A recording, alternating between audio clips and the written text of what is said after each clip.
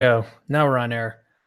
Well, welcome to another live discussion that we have here tonight between Michael Jones from Inspiring Philosophy and David Fitzgerald.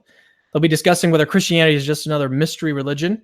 And don't worry, we're going to be explaining what that term means and what a lot of this stuff means. This is actually a lot of new material for me. So this is going to be a really fun discussion debate tonight. This is actually going to be one of our shorter discussions. Instead of doing like our normal 2-hour type deal, we're going to try to keep it to about an hour. David has got some deadlines that he's got to keep, so we're going to respect those. Well, anyways, Michael is the founder of Inspiring Philosophy. He's got the YouTube channel that probably most of you guys that are watching are familiar with. His channel currently has about 150 videos on a variety of topics relating to apologetics, Jesus' resurrection, the ontological argument, the moral argument. He also has 85,000 subscribers that happened pretty recently, just surpassed that. His most popular video is the Book of Job Explained, which is actually coming up on 1 million views. And he's also, like most of you guys are probably aware at this point, that he's a skilled debater. Like, who would have thought? He's actually really, really good at this stuff. So, Michael, how many debates have you been in at this point? Has it been I don't know. I don't keep count. Yeah, I know. I was actually like trying to think 5 about or 6. That. Yeah, I don't know. I mean, I do a lot of little discussions here and there as well, so it depends. Yeah. Well, it's great to have you back on. Well, thanks. So Thanks we did an interview on Sunday on the opening chapters of Genesis, which was really fun. So if you guys want to see more about us or about him, then go check out that video. It was a really fun interview. There's a lot in the opening chapters of Genesis, a lot more there than meets the eye. So it was a really fun discussion. I actually had a guy email me about it, so it was really cool. Well, anyways, so David Fitzgerald, he's an author and historical researcher who's been actively investigating the historical Jesus question for over 18 years, and it could be more at this point. I'm not sure how outdated that is. So he has a degree in history and was an associate member of CSER, the former committee of the Scientific Examination of Religion. He lectures around the world at universities, churches, and national secular events, and he also speaks to religious groups, and he even makes online appearances like this one. So thanks for joining me, David. Thanks for having me, guys. Yeah. All right. So if you're new to Capturing Christianity, I host live discussions like this, like once a month. Our last live discussion was between Matt Dillahunty and Mike Winger. That discussion is actually about to hit 100,000 views, which is crazy. That was a really interesting discussion. So if you want to see that discussion and also all of our past discussions, I've included a link to the playlist in the description of this video. It's really easy to find. So just go and do that. And with that out of the way, we're just going to jump right into the discussion. So again, we only have about an hour, so I want to get right into it. And so let's go ahead and just open with David and just get some of your thoughts on Jesus, resurrection, history, all of that stuff. Sure. Let's hear what you got to say. Sure. And just first, right out of the gate, I just want to say thanks for having It looks like I lost you right out of the gate. Still there? Yeah, I can see you. Hello? Okay. Just how weird it is for an atheist to come and be discussing some of these issues with Christians. I appreciate it. I don't go into people's houses and start criticizing their furniture and stuff like that. If you guys are Christians and it makes you a better person, it makes the world a better place, I'm all for it. I'm happy for it.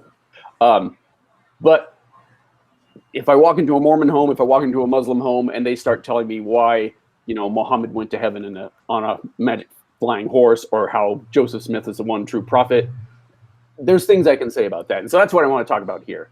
I don't think you guys are dumb for being Christians. I don't think most Christians are dumb for being Christians. I think they have rational, good, sound reasons that don't have anything to do with Christianity being sound or rational or true. So anyway, we're here to talk about, is Christianity a mystery faith? And I just want to start out by saying, if you don't know what a mystery faith is the religious movement that started sometime after Alexander the Great. It's in the Hellenistic period is what it's called, the Greco-Roman period, if you will. And it was the biggest religious movement of that time. And it was the transition from pantheons like Mount Olympus to a personal savior God. And I don't even like saying that our topic is Christianity a mystery faith? Christianity is a mystery faith. There's just no two ways about it.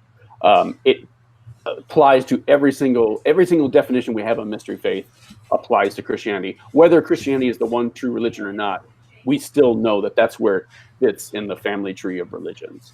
Hey, tell me what the definition of a mystery faith is. There's a couple different things that it has. Yeah, like why is it called a mystery? It's referred to by different names: mystery faith, mystery cults. There were several different ones throughout the Roman Empire and the Hellenistic Empire before that. And what they all had in common is, for the most part, they synchronized local gods. Like in Egypt, they synchronized Isis. In Persia, they synchronized Mithras. And they turned these old pagan gods, these old pantheon gods, into a cosmopolitan savior god. It wasn't now salvation for the whole nation or for a whole culture or a whole religion. You had an individual savior god who lived in your heart. You were reborn into them. There are rituals like baptism, like the Lord's Supper. They were going from henotheism and polytheism towards monotheism. And they were cosmopolitan. You didn't have to be born any special thing. You could be a man, a woman, a slave, a free. It was open to anybody. And some of them were more exclusive than others. I mean, they're all different from each other, but they all had these old overarching traits. Okay, so do you want to switch over to Michael, get your thoughts on like where we're at so far? Because one of the big claims that you made there was it's like indisputable that Christianity is a mystery religion. So Michael, yeah, where do you want to go from there? Sure. Yeah, I'll take it from there. So it's actually quite disputable that Christianity is a mystery cult. So about 100 years ago, yeah, there was a lot of scholars that argued Christianity was a mystery religion. And then we studied Christianity more. We studied mystery cults more. And we realized mystery religion really doesn't capture what these groups were. They were more like mystery cults. And this comes from scholars like Jan Bremer, J.Z. Smith, Martin Hengel, Glenn Bowersock, Daniel Pate. Basically, they are arguing that these cults were more like supplements for the pagan religion at the time. They were not meant to be alternative religious groups like Christianity much was.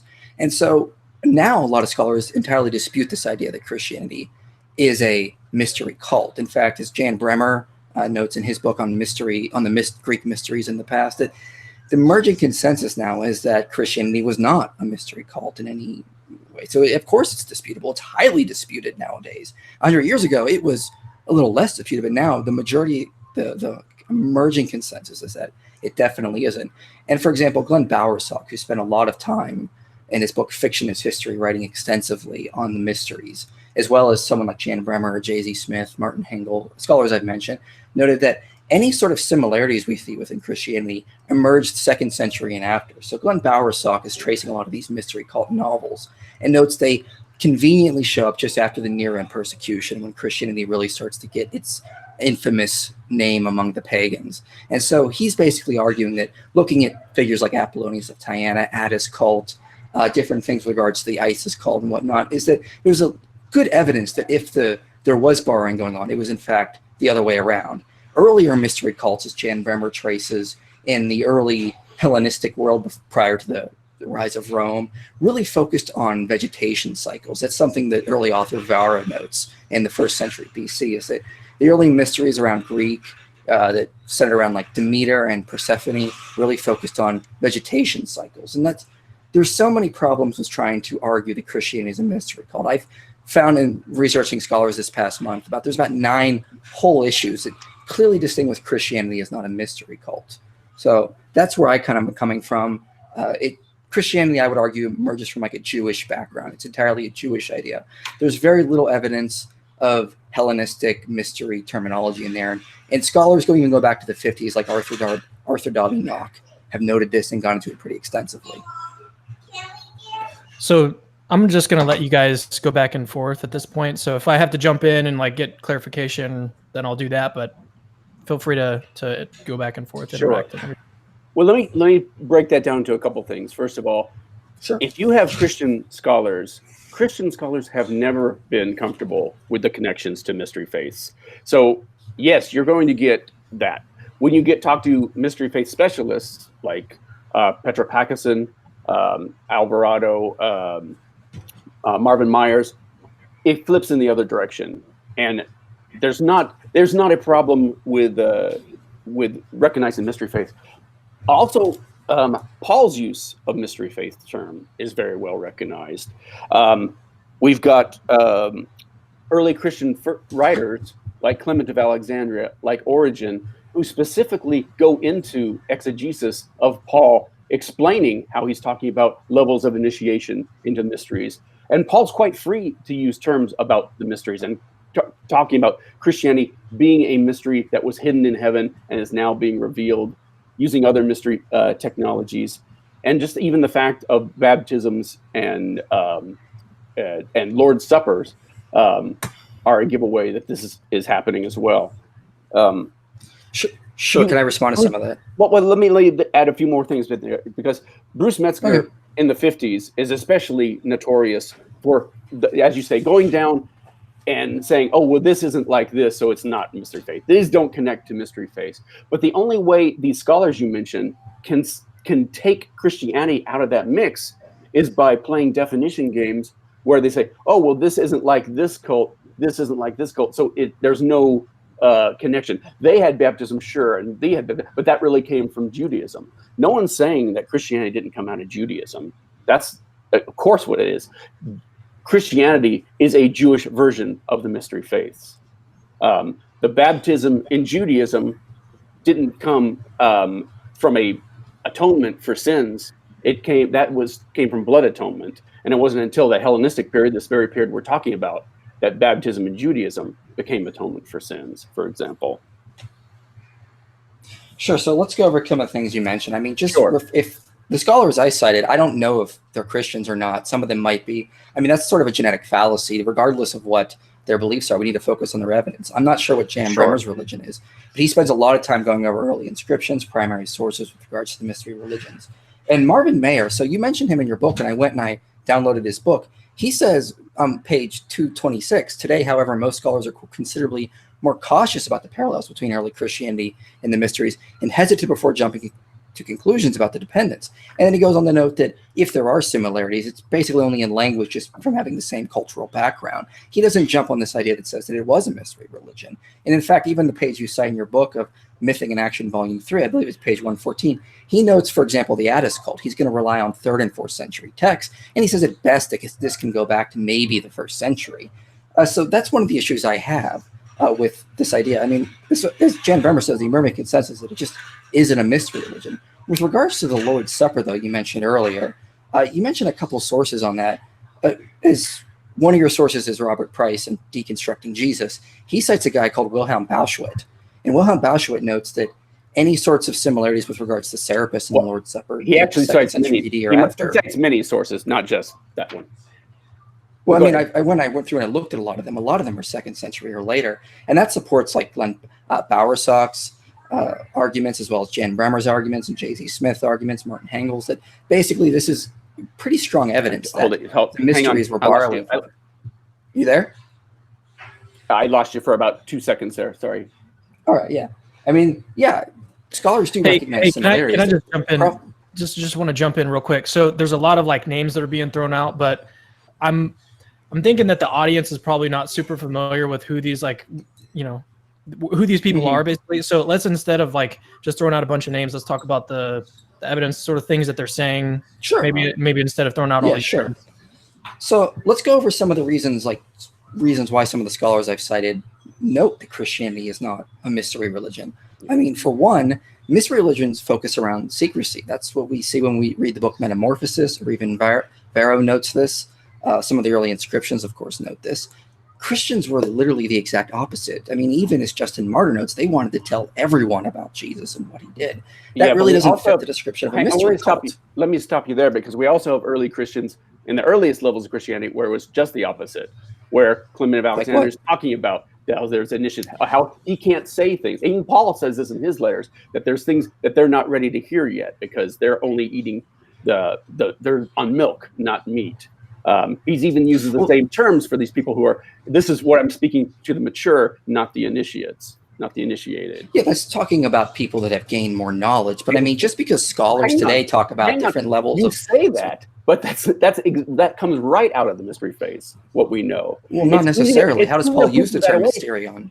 It's easy to poo-poo that away, but the early Christians actually have exegesis where they're talking about these levels of initiation. And these ones I'm talking about specifically. Yeah, absolutely. Well, talking about in terms of knowledge, I mean, even the Jews did such a thing like that. Yeah. I'm saying they're explicitly talking about hierarchies within Christian faith. And these are initiates. This is what they'll know. And he says, I can't tell you this right now because you're not at that level of initiation. They're using the same mystery terms explicitly in a mystery context. Well, what's the reference here from Paul? When Paul is saying that I can't speak to you, I can't give you the meat because you're still on milk. What's the reference there? I don't know it off the top of my head. I honestly don't either. I would have to go hunt it down. I can take a minute to do that if you like. Okay. Okay. Well, let's talk about the actual term, when the term like mysterion shows up in the New Testament and whatnot, because this is an argument that comes up in your book. That's not the only term he uses, and it's not the only context he uses it in. Yeah, but go ahead. Well, the problem is a lot of the terms he's using from. So let me get this out. As Arthur Knock has noted, H.A.A. Kennedy has noted, these are the same terminologies coming out of things like the Greek Septuagint, out of early Jewish apocryphal books like Judas and Tobit. So H.A.A. Kennedy notes, there are roughly speaking about a dozen instances of mysterion in the LXX. And with the exception of 2, it seems invariably to mean secrets or secret plans, once or twice of God, usually of men. When we turn to the Pauline epistles, we at once discover that some of the instances directly tally with the Septuagint and Synoptics. Let us briefly collect the implications of Paul's use of mysterion. It is remarkable that it is found paradoxically in close connection with the verbs of revelation. So as he notes, as Knock notes, as J.Z. Smith notes, when Paul's talking about mystery language, he's basically parroting or being very similar to how it's already used within the Jewish context. He's not using the term mysterion or secret rituals within terms of like baptism or communion or whatnot. It's referred to as God's sort of unfolding plan. The terminology is completely different. Even the fact that he's talking about this as an unfolding plan, you can say it's in Jewish context. Sure, Christianity came out of a Jewish context. But when he's talking about actual mystery, this is a mystery I'm giving to you. I'm passing on to you. This is a mystery that I can't tell you because you are not mature enough for the uninitiated to do. These terms and these phrasing, to dismiss them, as many Christian scholars do, as the majority of Christian scholars do, is just... The majority of scholars do. Hang on. When you flip to secular scholars, it goes completely in the other direction. Completely in the other direction. Well, from what I have found in the survey of it, I mean, especially someone like Jan Bremer or Glenn Bowersock, is that was basically the idea about 100 years ago, and then since then it's kind of reversed entirely.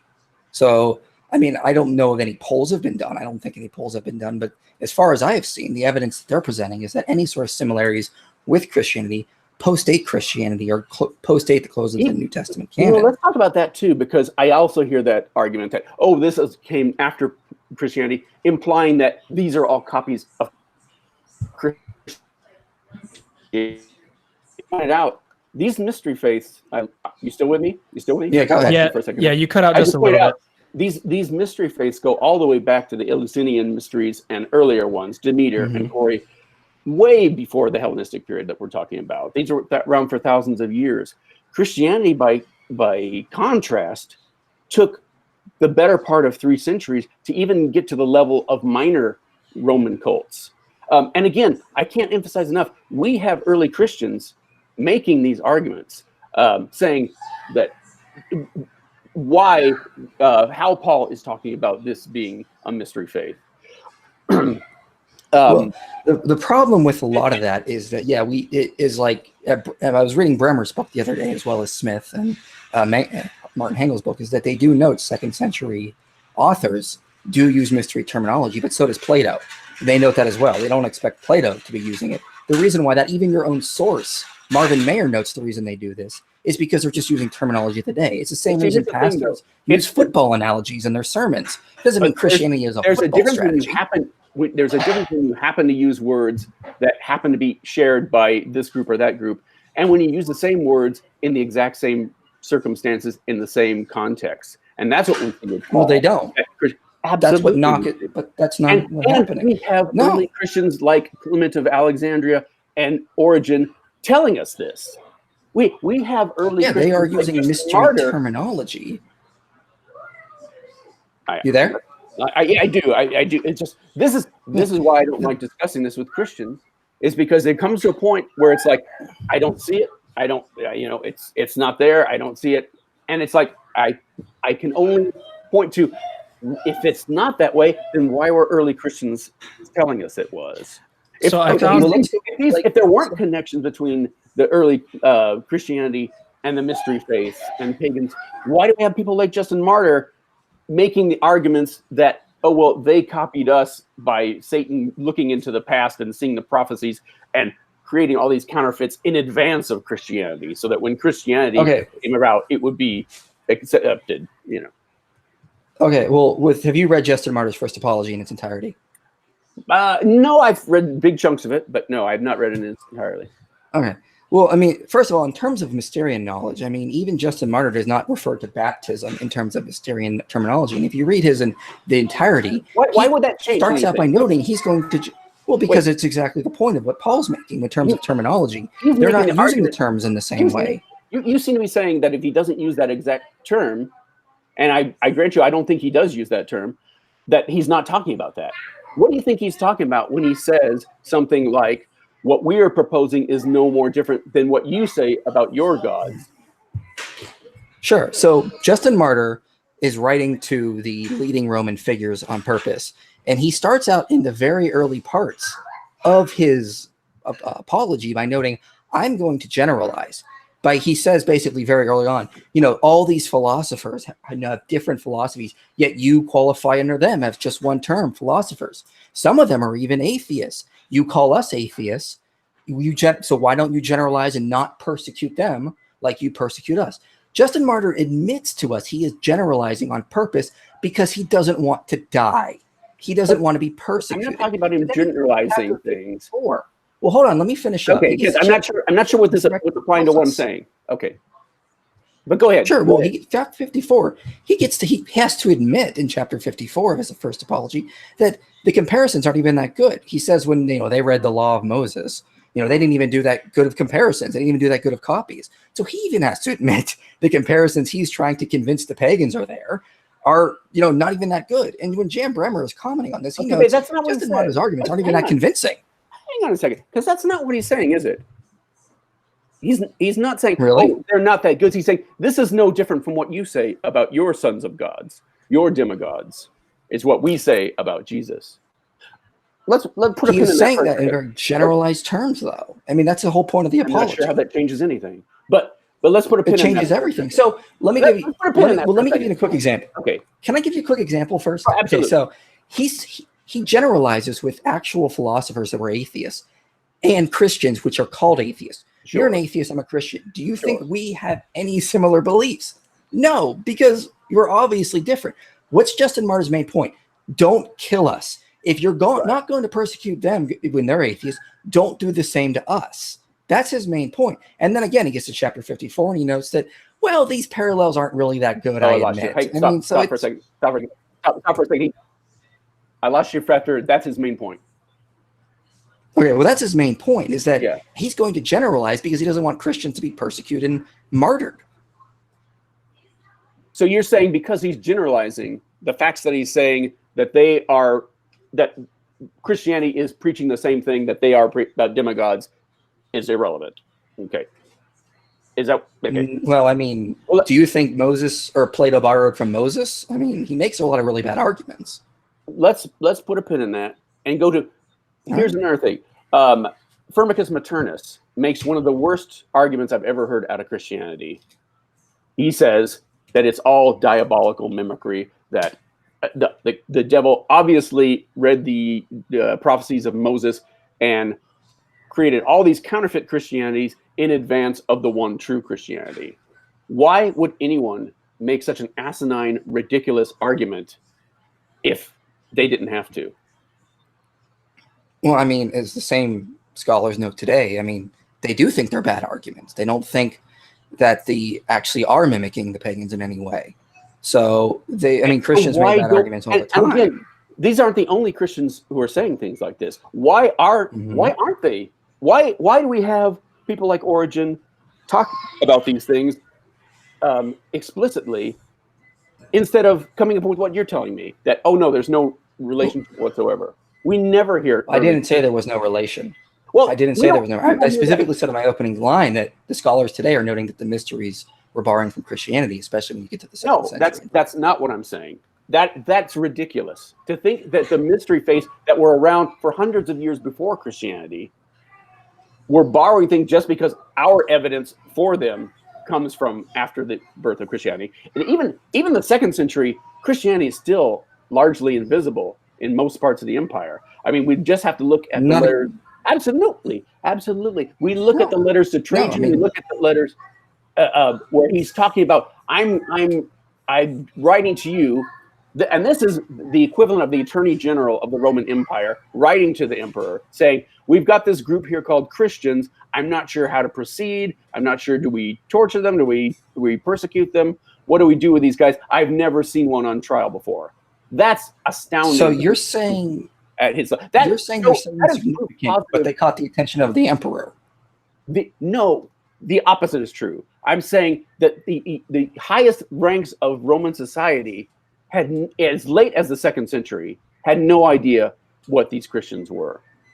But you literally are quoting letters that the emperor was aware of them, and the attorney general. No, he's asking the emperor, I don't know what these are. Do you know what these are and what to do with them? Yeah. They caught the attention, though, and as I note, very early on, they're already catching attention, and then pagans are trying to figure out what to do with them. Absolutely. I mean, this is one of our. What I'm saying is that this is a tiny cult in the Roman Empire, and it's going to remain that way almost all the way until the 3rd century. And yet, we're supposed to believe that the major religious movements that were going on for hundreds of years before Christianity copied everything from this tiny little cult that had no political power, no influence, and was just scattered all over the Roman Empire. We're supposed to believe that that's what the scholars I'm citing are saying. Yeah, and that's ridiculous, is what I'm saying. It's ridiculous, and it's not once you look at the actual sources. The scholars who are making that claim are making a claim that is considered ridiculous by other more objective scholars. Who? Because your own source, Marvin Mayer, doesn't make that claim. I'm confused where you're getting this from. Sure, around 100 years ago it was. But now, I mean, scholars like Jack Winkler note that, passage about Dionysus are clearly parroting the Christian message. I mean, Achilles Tatius is clearly borrowing from the Christians, as Bowersock notes. Jan Bremer notes that the Attis cult is clearly copying the Christians in a lot of ways. Where in terms of them being so insignificant at all, where is the Attis cult copying from the Christians at all? With regards to the 3rd and 4th centuries texts that Jan Bremer notes that are cited. What text? One's when they start talking about his death and resurrection. As far as I know, the Attis cult, whose god was a castrated male, the concubine to the Great Mother, and whose priests would freaked out the Romans. I don't see anything where Christians said, "Oh no, that's not us," or Romans lumped them together. There's no connection whatsoever. What possible connection do they have to each other, other than the fact that they're both mystery faiths? Let me just quote Bremer. I mean, again, mystery faith is not really the correct term. They're more like cults. But as Bremer says, a case like the belief in the resurrection of Attis, which began defining the mysteries of Sybil and Attis around 280, is perhaps an example of such influence of the Christian belief on the pagan mystery cult. And I want to attack this idea that you say Christians were so insignificant. It's not necessarily, because Bowersock specifically is tracing the novels that they, and he's noting specific lines that show similarity to Gospel of Luke, Gospel of John, early Christian oral traditions, and these other types of things. But this idea of Christianity was so insignificant is not confirmed in early primary sources. Tacitus mentions that Christians caught the attention of Nero. Suetonius mentions that Jews were expelled because of Chrestus. The Gospel so Chrestus has nothing to do. Acts confirms that as well. Hold it. Time out. Sure, it does. Has nothing to do with Christianity. Nothing does. No. It absolutely does. Suetonius says the Jews were kicked out of Rome at the instigation of an instigator named Chrestus. Chrestus is not Christ. And most scholars accept that to be Christ. No, because we know it wasn't Christ, because he talks about Christians. He doesn't call them Christians. Chrestus, it was a common name. You're talking about, every time you cite things like this, you're talking about things that evangelical scholars have been running with for decades, if not centuries. Well, let me go beyond that then. So, for example, I mean, Justin Martyr in his own thing makes the play on words calling himself Christians. Elsa Gibson in the Christian for Christians inscriptions notes several gravestones had them as Christians. In fact, one actually had it as both ways. So she says occurrences of the form with eta seem to be deliberate. The word Christian was mistakenly thought to be a derivative of Christus. So that's one of the things that scholars have known with Tacitus, is he's correcting the misuse, because the eta and the iota were so commonly interchanged that everyone just thought it was Christus, and that's what a lot of the confusion goes about. I would love it, because it's more than that, because actually we have Christian forgeries where they actually take references to Christus and Christians and are changing it to Christians. And I have a picture of that in Nailed as well, of the actual. Okay, so then, and we actually have instructions from the scribe who are saying how to make certain scribal changes in some cases. Okay, well, I'd like to see that. But I mean, their own inscriptions, like, for example, P72 and Codex Sinaiticus, specifically say Christians, because the term was constantly confused, even among the Christians themselves. So, I mean, even A.N. Wilson notes, only the most perverse scholars have doubted that Christus is Christ. That's crazy buckets. First of all, I'd like to see where that is in Sinaiticus, because I have read through Sinaiticus. But I'll give it to you right now. But Christus is... Let me tell you this. We know we have plentiful citations of slaves named Christus. It was a very common slave name. It was a very common Roman slave name, but it's not a common Jewish name for the very same reason you don't see a lot of white people with Korean names. Codex Sinaiticus has Christian spelled with the eta in Acts 11:26, Acts 26:8, 1 Peter 4:16, manuscript P72 has Christians, and 1 Peter 2:3. And Faragi Funeral Inscriptions has Christians as well. You can check out Elsa Gibson's book, The Christians for Christians Inscriptions. I appreciate you giving those sources. I will look into that. Mm-hmm. So I guess this is a good point to jump in here. So if I can just sort of get this straight here. So the idea, the overall basic idea is that if Christianity is what is it called? Mystery faith. Mystery faith, mystery religion, whatever you want to call it. Mystery something. If it's a mystery something, yeah. Then basically the question then becomes, well, where did it come from? Are these other mystery faiths copying from Christianity, or is Christianity copying from these other mystery faiths? Is it possible that these mystery faiths predate Christianity, but Christianity still wasn't sort of caused to come about by them? Okay, well, yeah, mystery faiths do predate Christianity. Yeah. Hang on a second. I apologize. No one doubts that at all. Sir, here's what I'm saying. Okay, yeah. Mystery faiths do predate Christianity. This is one of the a great book is Jan Bremmer's book, because he actually starts very early on, looking at the earliest inscription, earliest sources, trying to really get back at them. Yeah. But the earliest ones, focusing on like Demeter and Persephone, really focus on agricultural cycles. I'm not arguing that the earliest ones are coming from a completely different place and a completely different movement. I agree. We're talking about the Hellenistic. Yeah. So does after that. Does Judaism Those go way back. Would you say that Judaism has like the same kind of elements of like the mystery faiths? Not all of them. In fact, what stands out from Christianity is the way it takes Jewish elements and forms them into a mystery faith. Okay.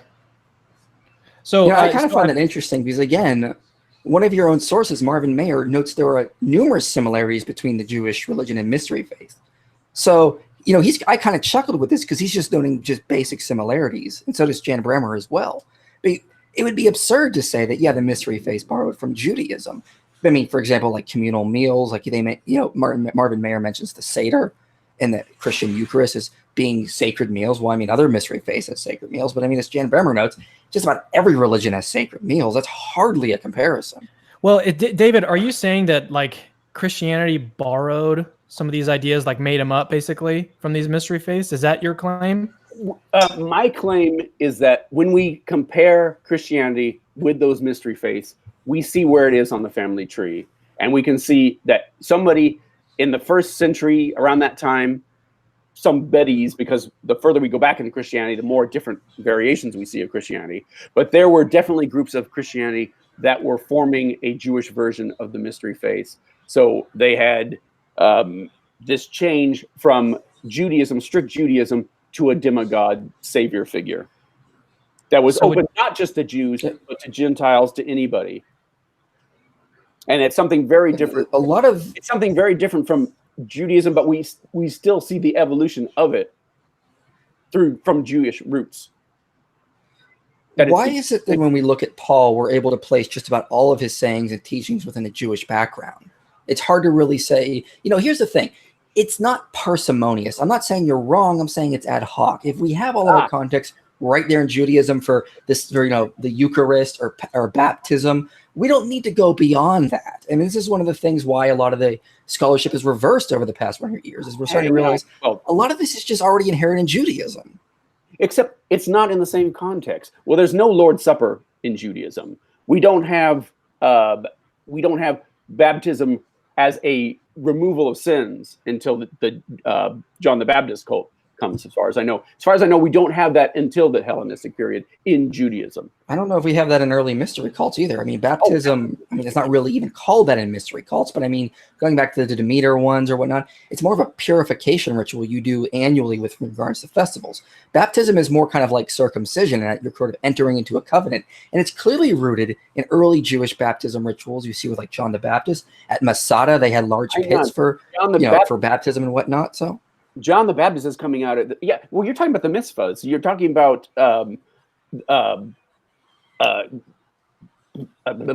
ritual purification. Yeah, absolutely. We're not talking about that in Judaism. John the Baptist didn't go saying that he's saying this is bringing in the kingdom of heaven. This is something new. This is for remission of sins. He talks about that you sort of enter into this sort of idea. But again, when you look at the mysteries, that's not how they're using baptism in any pre-Christian era. They're using it more as like you have to get clean before you enter the gods type thing. Yeah, that kind of hair splitting to me is perfect example of what we're talking about, where they're saying, oh yeah, well they had baptism. Well, they had Lord's Supper, but their Lord's Supper wasn't like our Lord's Supper. Oh yeah, well they were cosmopolitan, but that's nothing new because these other things were. We might as well say Hinduism is a mystery cult because they have the same things. Except they don't. They don't have personal saviors that that are open to anyone who's not a Hindu. That you don't have. They have in your caste system. They didn't come out of the same period. They were evolving on a different track. What is the evidence for personal savior type ideas in mystery cults? Because I'm finding very little, let alone in the pre-Christian era. You mentioned how you were reading it from Apologist Metamorphosis. He talks about Isis the way we talk about Jesus. He talks about being born again into it. All the descriptions they have of them, even including the person who baptized him becoming his father. We see that in Paul as well, in Pauline letters. He doesn't mention baptism like that. I mean, Jan Bremer has a whole section on this in his book. He says it's a lot of it is just speculation because we don't have a lot. He says the proximity like the free phrases, Apologist's solemn words are tantalizing, but ultimately not informative. And like a lot of the translations, stop. I lost you. Mention a lot of these things. Words are tantalizing.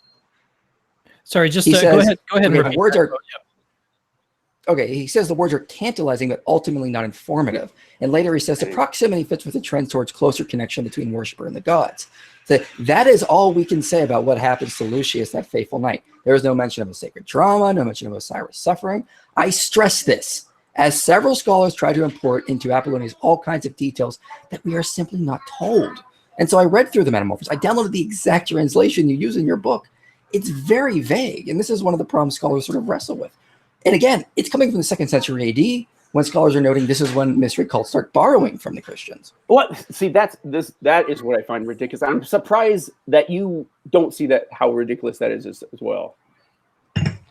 Okay, I don't see it as ridiculous. It's the scholars I'm citing that say this. And I get that. And I'm saying, if you listen to Christian scholars, if you listen to evangelical scholars, you will get evangelical answers. You will get Christian answers. If we talk about... That's a genetic fallacy. Well, it's a bias. It's a recognition of a bias. And it's one that I think is insurmountable, honestly. Well, then it seems like at this point... I mean, how can we... There's a Maginot line when it comes to these similarities that scholars will the mental gymnastics they do to get out of their way, to split hairs, to define mystery faiths out of existence, so that Christianity doesn't fall into doing that. They're definitely not doing that. They're very open about these, and they just point out that where their sources come from, any sort of similarities prior that are very generalizations. And then the most important part is correlation is not causation. I mean, you can find some. I mean, I have people come on my channel and tell me Jesus was clearly a Buddhist because they can find similarities in the Gospels. Sure. There are scholars that argue Jesus was a cynic philosopher. Correlation is not causation. You can find overlap. That doesn't mean anything. Well, it does and it doesn't. I mean, there's definitely influences that went into whoever wrote the Gospels. We could talk about the synoptic problem, and that's something I would really love to get into, because you mentioned in your what I saw of your video that we have multiply tested independent sources for Jesus, and that's something that we could talk a lot about, because those devolve down into the Gospel of Mark, and the synoptic problem. I would love to talk about that. I would love to talk about the evidence we have for the earliest texts of Christianity, which is not P52, as I say in Nailed. It turns out it's much older than that. It turns out P52 is much older. Even so David, Nailed. Yeah, I actually don't really like asking these questions, but I think that a lot of people are interested in the way that you'll answer this. Okay. So what how would you be convinced, or what could convince you that Christianity is not a mystery religion? Gotcha. Well, that's a great question. First of all, that's not where I thought you were going. I thought you were going to say that would convince me Christianity was true, and I say in the book Nailed, I talk about the chapter "Can Jesus Be Saved?", where I list out the things that would at least make it easier for me to believe that there was a guy named Jesus. Everything we know about the mystery faiths tracks with me on what we know about early Christianity and the varieties of early Christianity. For instance, anybody have a Bible handy open right now? Right here. Mm-hmm. Can you look up Mark 4:11? I got one here. Here we go. Yeah.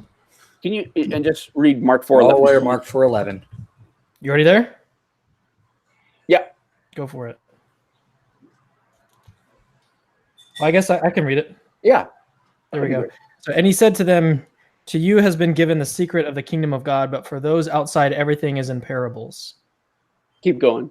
Keep going. So that they may indeed see, but not perceive, and may indeed hear, but not understand, lest they should turn and be forgiven.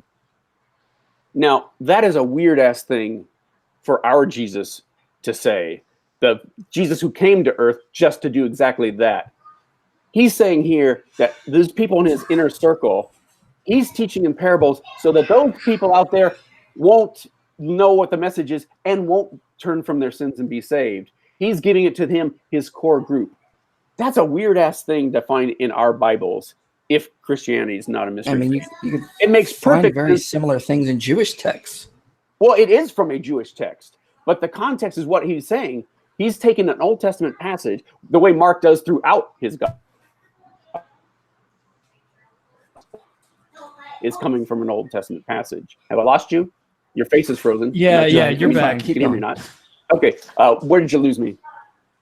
Just repeat the last point, because you were talking about how it does come from a Jewish source. Yeah, everything in Mark's gospel seems to come from a Jewish source, from the Old Testament, or from other sources, but primarily from the Old Testament. But in this context, so he's quoting that to say, I'm teaching you in parables. This is why I'm teaching in parables, so that people out there won't understand and won't turn from their sins and be saved. That's a weird thing for our familiar Jesus to say. Yeah. So Michael, how do you? But it makes perfect sense if he's talking about a mystery faith. So Michael, how do you understand that passage? Okay, well, this is very similar to what I hear when people come on my page and fall and find one particular passage, see clearly Jesus was a Buddhist. I mean, the parallels of this about unraveling a puzzle, you can be seen in the Old Testament, like Deuteronomy 29 about the secret things of God, and Jewish apocryphal works. I mean, R.E. Brown notes parallels in thoughts and vocabulary in the Old Testament, pseudeography, and Qumran literature that New Testament writers, particularly Paul, had with raw material they needed to use for the term mystery in this background without venturing into pagan religions. The same terminology does show up in Sirach, Wisdom of Solomon, Judith, Tobit. These are just similar terms that you find out in the Greek Septuagint. I'm not arguing with that. I'm saying again. Hold on. Let me finish. Can I please finish? Sure, but I'm not arguing with please you. I'm not arguing with that. I'm agreeing with you on that. Yeah, but again, you can find overlap. Again, I can find overlap between Jesus and Cynic philosophers, or Jesus and Buddhist. I think there's a reason that for doesn't accidentally argue that Christianity is a mystery cult.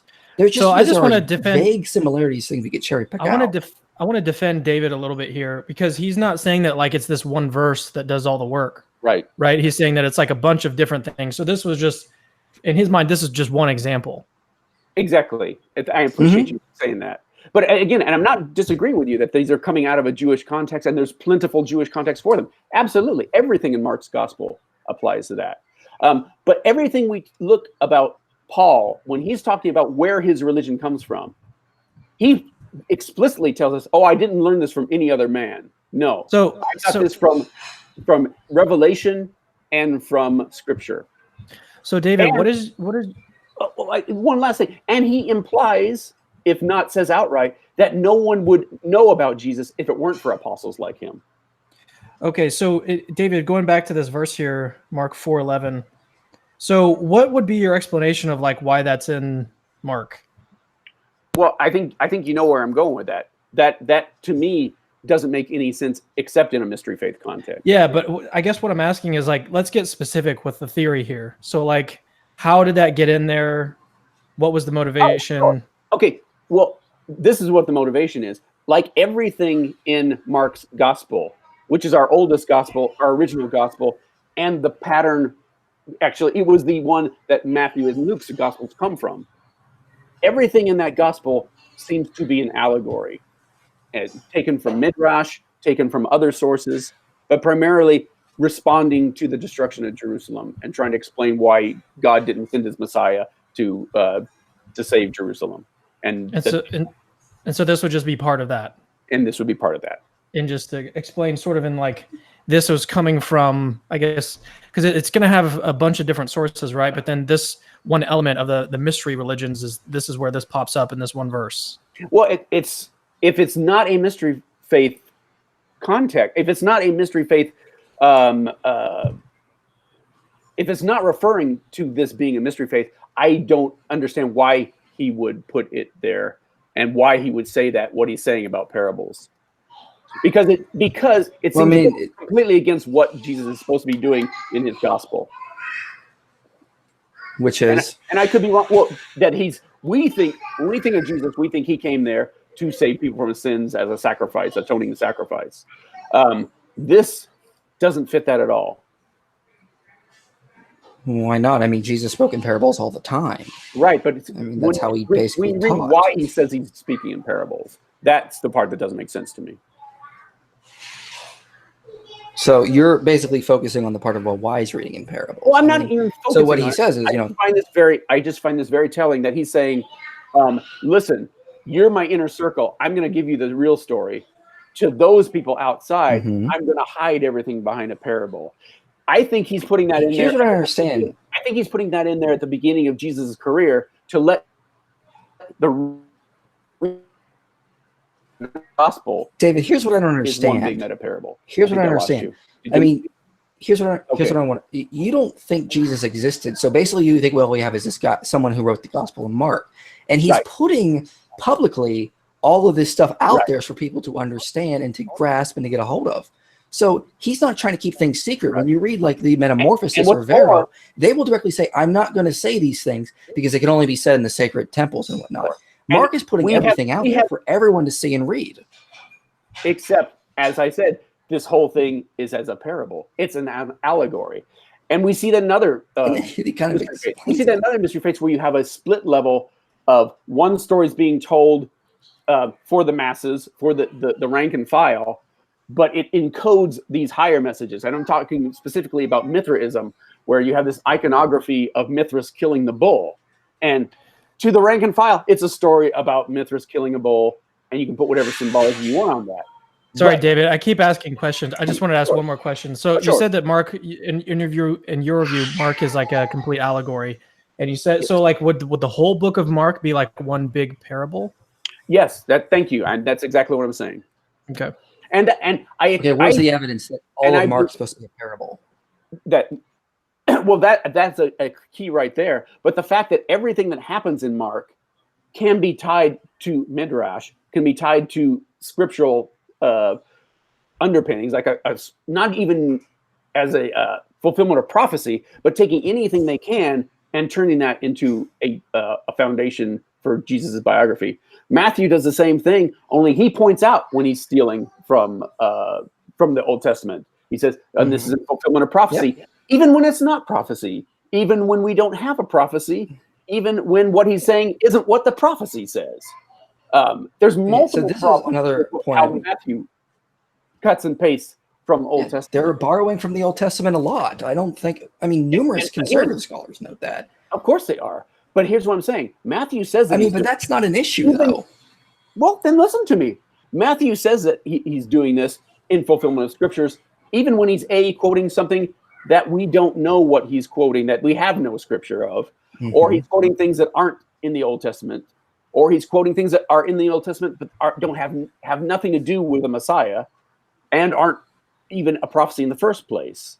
And he makes mistakes in his quotes. Yes. When he's doing genealogy, and he has to tinker with it to make it fit his pneumatic scheme, his gematria scheme. And he makes mistakes in that as well. Okay, so I did a whole video on that in my supposed contradiction series. So this is what I would call a case of misreading scripture with modern eyes. There's a great book called Social Science Commentary on the Synoptics.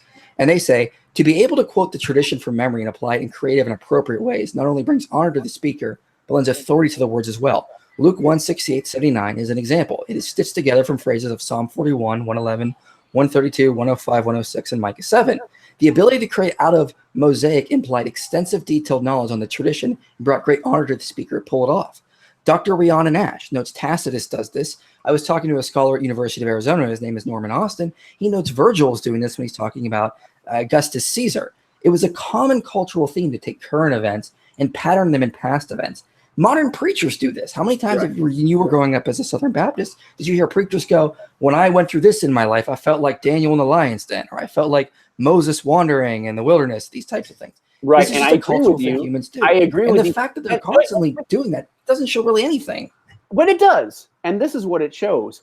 When we have that, and we have plentiful scholars who agree with you that that was a thing that was done in Greek. Greeks were tough to emulate classics, to bring them up into new forms.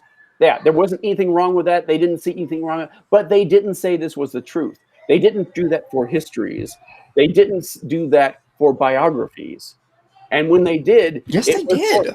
When they did, they weren't saying this really happened. Whereas if we're treating these as things that really happened, we're not doing the same thing you did. If you want, you don't have to take my word for it. Read Bart Ehrman's Forgery and Counterforgery. They had no use for people taking things under a false name and trying to pass it off as their own. Hey, just to jump back in. So we had a question in the live chat, just real quick, and I think this is going to help clarify. Okay. So someone asked, what is Mark's gospel supposed to be an allegory of? It's an allegory of the Savior and becoming the new. Yeah, can you repeat salvation. that? Can you repeat that? New religion. Yeah, he's primarily responding to the destruction of Jerusalem and the destruction of the temple, and implying that this was all God's plan all along, and that He sent a Savior, and that there's a new way to be saved now, and it's through His Son.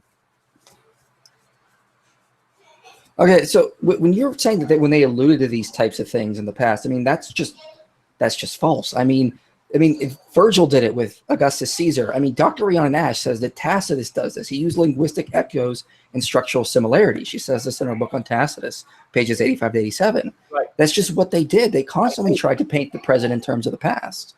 And I think we're talking past each other. I'm not disagreeing with that, but I'm saying that's not how history was accepted across the board. They made up speeches, but they knew they weren't true. They put things that only that no one could have known. But we have okay. Let me back up 2 seconds here. We have historians in ancient times, and we have we have ratings of how much we trust them because of the methodology they used. Yes, that methodology you're talking about existed. It was totally true. They were taught, students were taught to emulate classic authors in the same way that the evangelist who wrote Mark is doing with Midrash. What I'm saying is, this is not what a real biography is made out of. Then why does Tacitus do it? Historians in the ancient world who did this, the ones we trust the most are the ones who show their methodology and have multiple lines of evidence backing up that. The ones who aren't doing that, the ones who aren't like Luke doing celebrity name dropping and taking speeches from people that they like and putting them in the story, even when it creates anachronisms. They're not taking things that are clearly allegorical and trying to put it into historical terms the way Mark does with, for instance, the trial of Jesus. Historically, the trial of Jesus makes no sense whatsoever. It's the problems with it, according to Jewish law, just start dogpiling up one after another. It makes no sense. But as an allegory for Yom Kippur, everything that doesn't make sense historically, from what we know from Roman history, from Jewish law, from the entire first century and earlier context, none of that makes sense historically.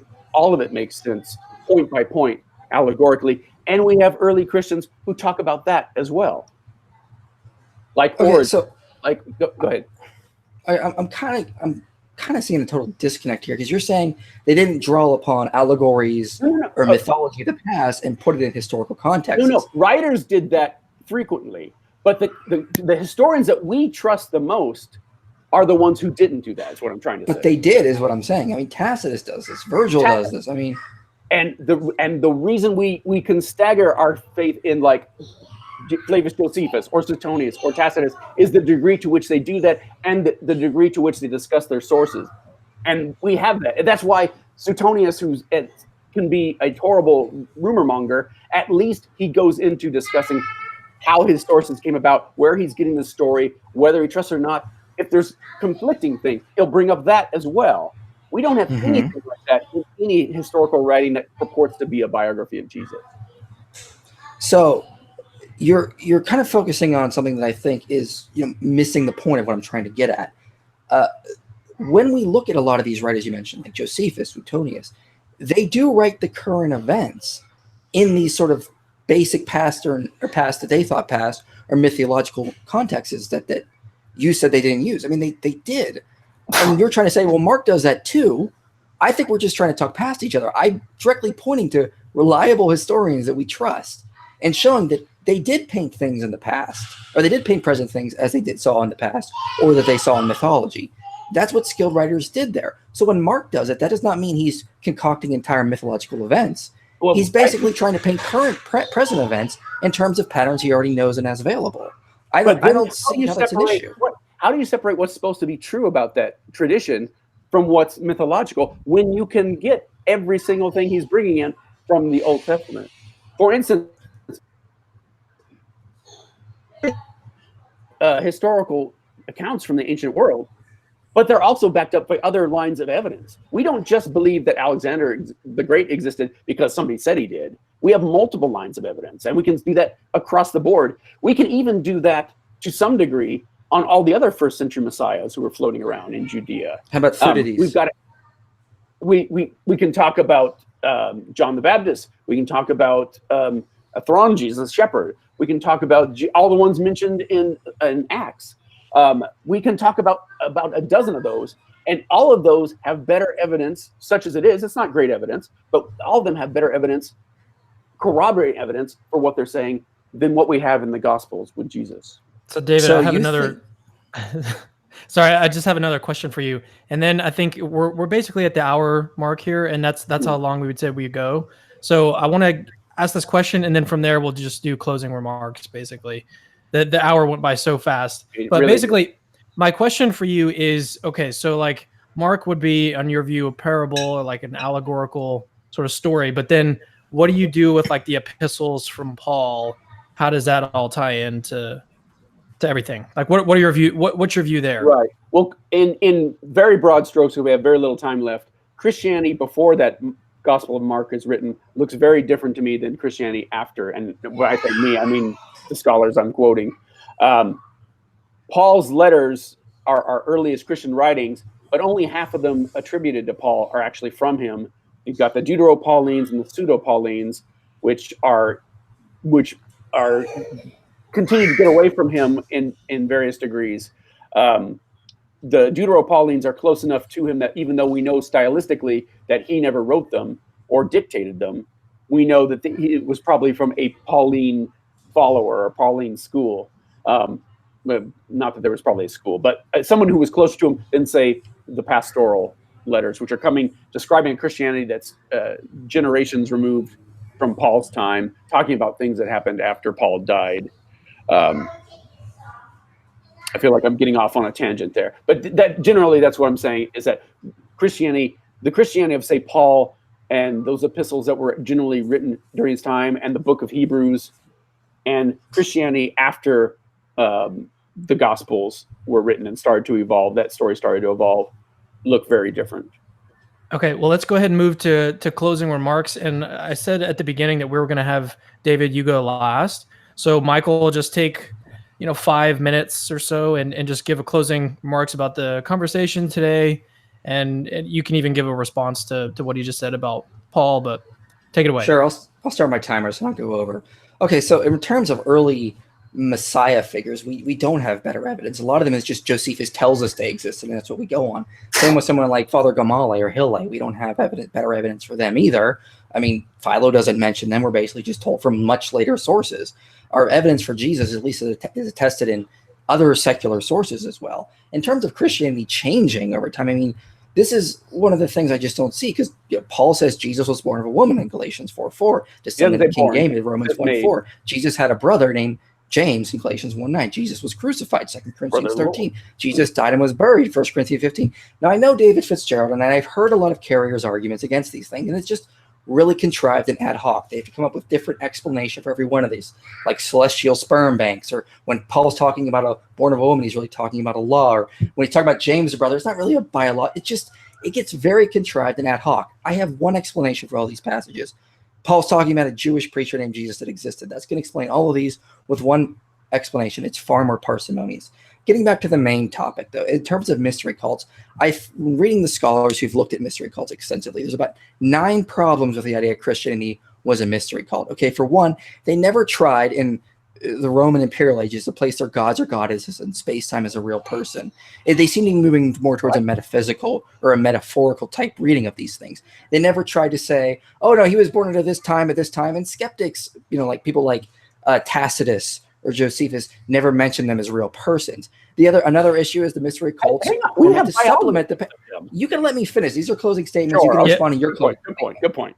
Okay. Yeah. Good point. Okay. These mystery cults were never meant to. They were meant to supplement the paganism of the day. They were not meant to replace as new religions. Christianity clearly different in that idea. There was not a strong emphasis on the afterlife, except maybe in the Orphic mystery cults, which there it was sort of like a reincarnation type thing. Okay, there was no strong emphasis on set doctrines like you see with Paul. It was more on esoteric experiences, usually induced by dancing, music, or very emotional type rituals. Christians said they had experiences, but they never said this is necessary. Paul's strong emphasis is on morality, adherence to Christ, doctrines, these types of things. The mystery terminology is far different in the Gospels than it is in the mystery cults. when they bring up the term mystery, it's not about sacred rituals, not even in just in Martyr. It's in terms of just God's unfolding plan that has now been revealed. The same terminology we see throughout the Septuagint and early Jewish writings. If the terminology is already in the culture itself, there's no reason to suggest there was any sort of pagan mystery cults that were being sort of synchronized with Jewish ideas. This is why the majority of scholars now reject this today. So when we start looking at the mystery cult, sure, about 100 years ago, they were like, well, maybe there's some similarities here. And there is overlap in terminology. As Marvin Mayer notes, they were part of the same culture. They're going to use a lot of the same terminology for the same reason pastors today use football analogies. That doesn't mean Christianity is a football strategy. You can find overlap with just about any religion to Christianity. I've seen people find Buddhism, Hinduism overlaps, these types of things. That doesn't mean much of anything. You got to really look at what they were actually doing and practicing in terms of what the Christians were doing with wanting to tell everyone, not trying to keep things secret. And the earliest Christian writings really focusing on eschatology, the coming of God's kingdom within that generation. And I know as a partial preterist, that doesn't bother me, but that's what they're focused on. It's on Jewish eschatology, fulfillment of scriptures, these ideas. It's not so much on the rituals and whatnot. It's on their own eschatological ideas and the fulfillment of their Old Testament scriptures, these types of things. And with that, I'll yield back the rest of my time. I got about 4 minutes. No worries. I don't even have a wrap up to give. I'm glad that you started reading Mything in Action. I hope you read the rest of them, and I'd like to respond to your criticism of that whenever you wanted to give me that. There's so much of this we're not going to agree on because we both have backing of scholars, and I now wish I had taken more time to actually list them out as you did today. I'm not used to having people ask who the scholars are. So kudos to you for having yours. That said, I've got 4 books on this subject, and I'd like you to read all of them. You say you've read Carrier's book. Have you read his On the Historicity of Jesus? Because I've read the first 3 chapters. I had to stop because I got busy with a lot of research in Genesis. Man. I would highly encourage you to read that, particularly the cultural backgrounds of Christianity, where he's not just spouting off; he's citing all the historical scholarship literature on this. And that's probably the biggest thing. We didn't fortunately get into the mythicism is a fringe position, which it totally is. If you had, I was going to say that most of what mythicists are arguing tracks with most of what biblical scholars are arguing. It's just our ultimate conclusions that go a little further. But again, as we've seen today, we can dissect every single minutia of this very well. And you've probably been the most exhaustive to do that. I can't wait to look into some of these references you're giving, particularly the Septuagint and the Codex Sinaiticus. I can send you the ebooks I have. I'd like that very much. I'd like that very much. Yeah. And again, thank you for having me. And I apologize that we have to break it up a little sooner. It's been a crazy busy month, and today and this week have been no exception. No worries. And I will say, I did read a lot of Mything in Action, and I did read Nailed. I disagree with a lot of what you say, but I will say you're not boring. You're actually kind of fun to read. You carry on the pages, interestingly enough. So the only problem is that when I read it, I had to keep stopping because I would look at your source and I'd want to download that book and read it. And so I didn't get to read everything because I kept stopping because I wanted to read your sources as well. I would love to sit down with you either on camera or off camera and talk about the evidence and especially just our evidence for early Christianity and the early Christian scriptures and how well the early Christian scriptures track with what we have today in our scriptures. Sure. I have a 9-part series on New Testament reliability. We could always talk about that if you wanted to. Sounds good. Awesome, guys. Well, thanks for coming on. And as you guys are watching, go to capturingchristianity.com. It's a website. We don't just have a YouTube channel. We also have a podcast. And yeah, I think that's pretty much it. Oh, and then also remember that this is a crowd-funded ministry. So if you've been enjoying the content, you like the live debates, and also you don't have to be a Christian to support this ministry, because we're not just supporting basically what we want to do is raise the level of discourse for this kind of stuff. And we don't want it to make a tribalistic kind of back and forth thing. We want to make it to where Christians and non-Christians can have productive conversations once again. So again, if you want to learn more about that, patreon.com/capturingchristianity. And with that, you guys have a good night. and we'll see you next time. Cameron, thanks again.